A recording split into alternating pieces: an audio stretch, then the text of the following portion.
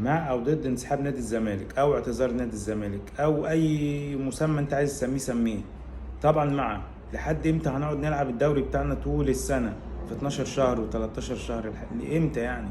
اشمعنى الدوريات كلها بدات وخلصت ودلوقتي حطوا ده المواعيد الجديده واحنا لسه برضه بنلعب في الدور الاول والدور الثاني؟ لحد امتى؟ لحد امتى هنقعد اللعيبه تاخد ملايين في منتج سيء جدا زي الدوري المصري؟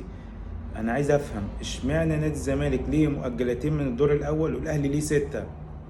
يعني لحد امتى؟ هتقول لي الاهلي بيلعب في بطولات تانية، لعب في السوبر الافريقي ولعب في كاس العالم للانديه، حلو الكلام ده ما عنديش مشكله.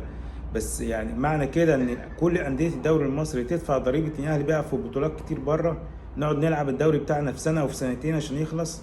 الناس كلها بتضحك علينا بتتريق علينا. يعني ايه دوري يشتغل واليورو شغال؟